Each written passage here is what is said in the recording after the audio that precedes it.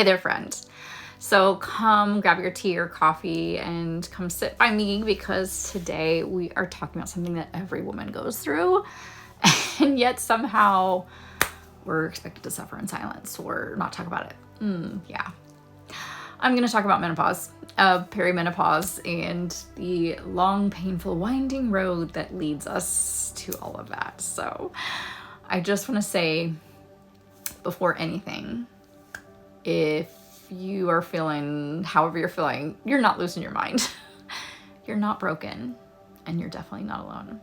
Every woman I know, myself included, has had like those moments where maybe we're sitting in the car and we're thinking, oh my gosh, is this normal? Why do I feel like my emotions are completely out of whack and I can't sleep and my body's changing and my brain, oh my gosh, the fog is intense, and why are these aches and pains all over my body? Like, what's happening?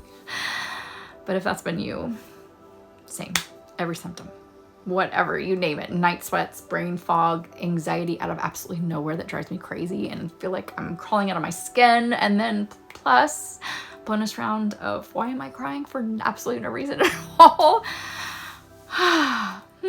So today I just want to walk through something that I wish someone had talked to me about 10, 15 years ago, and that's just our daily habits and how they really truly help our hormones feel supported and steadier and calmer. And I'm not talking about quick fixes, and I'm not talking about magic. I'm talking about things that actually work. Because here's the thing. Menopause is not a crisis. It is our bodies going through transition. We're shifting gears, and I just want to help you make the ride smoother.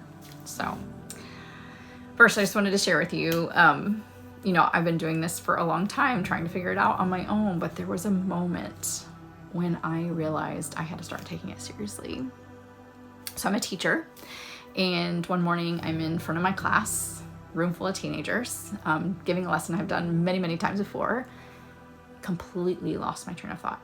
And I don't mean like a hiccup or a tiny pause, like gone, vaporized. I couldn't remember anyone's name. I'm looking at a student I talk to every day, and like there's nothing there. And I was just like freaking out inside.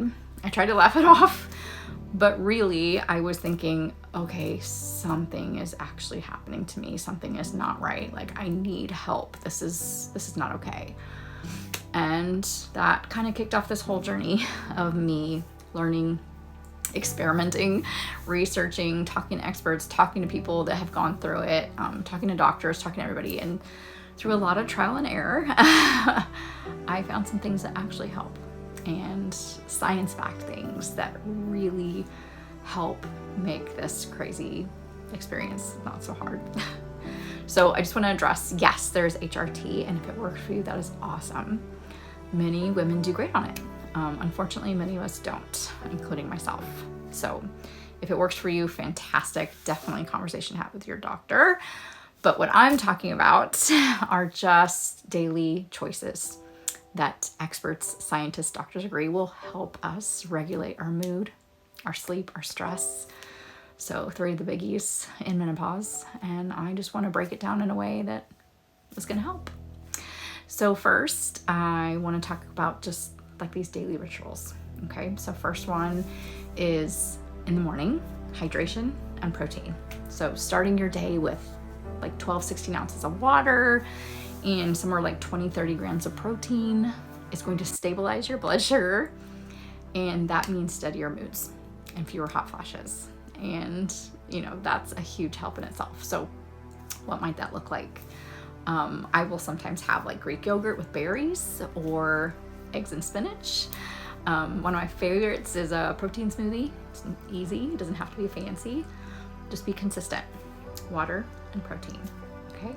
Second is 10 minutes of movement, and it doesn't have to be crazy. You could start with walking. It could be yoga. It could be some stretching, whatever that looks like for you. For me, 10 minutes of yoga before I start my day works well, but it reduces our cortisol, which is our stress hormone.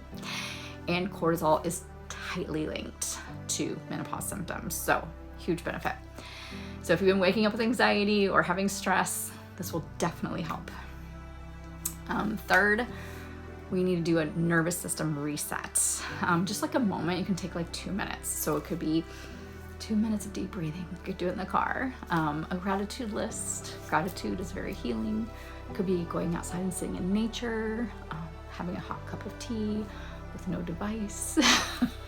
So consider this like a downshift moment, and it's very similar to like what they found that people in the blue zones do. You'll be amazed what 2 minutes can do. Next is our sleep rituals. So sleep is considered like the menopause battle zone by a lot of doctors, but a consistent bedtime routine will make a huge difference. So when you're thinking about your nighttime rituals or routines, think about like what time they start. Do you take a warm bath or shower? Maybe using lavender lotions, turning off your screens like a couple hours before bed, reading a few pages out of a book. Just getting those routines make a big difference. So to be honest, the things that worked for me, I tried everything, you name it. Herbs, supplements, HRT, all the things, if you see it on social media, I've probably tried it. But honest to goodness, the thing that actually made the biggest difference, was how I'm eating, healthy eating, up in the protein, cutting out the sugar, having movement every day, doing my nervous system resets, being consistent with my sleep habits. And no, I was not perfect. I'm not perfect, but I'm just trying to be consistent. And I want to give you an action step.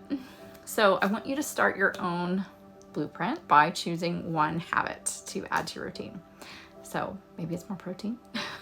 Maybe it's adding 10 minutes of daily movement, or a 2-minute reset, or setting your bedtime routine. But pick one, let it be easy so you can be successful, and just be consistent. So friends, I just want to remind you that menopause does not define us. It is not the end. It is simply a new way of understanding your body. Your body is just asking you to care for it differently. You deserve to feel good, and you can. So if any of this resonates with you, I would encourage you to go find my SUBSTACK, because I go deeper into these subjects and you can find out more about all of it. And until then, live better.